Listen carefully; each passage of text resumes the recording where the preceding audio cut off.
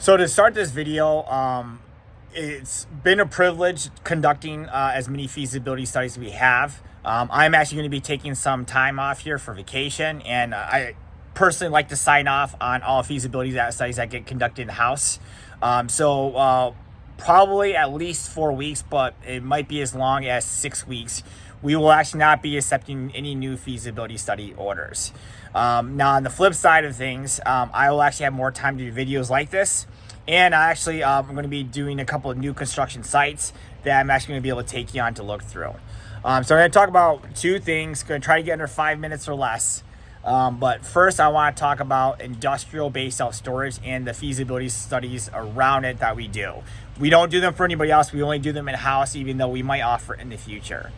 But first, if you don't know much about industrial-based warehouses, if you have very, very large storage units, especially with power, that would be a similar user to what you have, but this would be a user that would actually be there on a daily basis.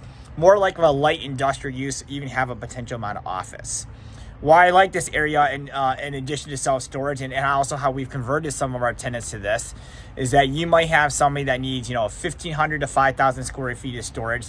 They need a little bit of office. They want power. Maybe it's a contractor suite.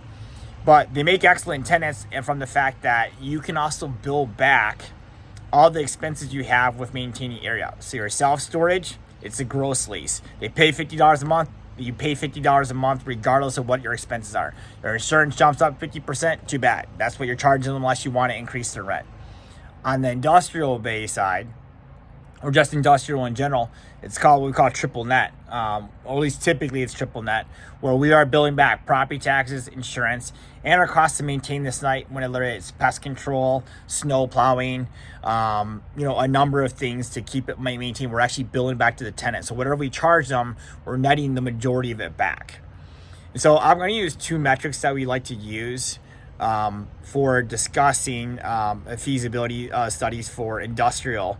But more importantly, the main reason why we choose these two kind of the first to look at is because it's the easiest to use across all platforms. Some areas we like to use industrial jobs and we use other metrics, but that can really depend on the type of industrial bay you're offering, because you could be offering 12 feet, you could be offering 30-foot ceilings, you could be offering with a truck terminal, and so the type of feasibility you're conducting on those can really change. And so you're going to want to talk to your local brokers to see what's in demand for what's really going to lease up. But the first one is basically your leading indicator, which is basically kind of days on market, which we try to prefer to be around 60 to 90 days. And then on top of that, the actual vacancy rates in the market as well, which is actually kind of more of a lagging indicator. But what we transition to, though, is that we take your lagging indicators, like your trailing 12, your historic rents, your vacancy rates, and we track it over time. And so essentially we're converting it into a leading indicator that way. The other metric that I like to look at too as well is I take the annualized rents and I look at historically, so again, converting that into a leading indicator, but I try to figure out a multiple of that. So let's say that you're in a market that you're getting $12 annualized rent per square foot, on industrial, like a bay, kind of what you're building. And you'll find that out from your broker, kind of what that is. We try to be roughly between a 12 to 16 multiple of that.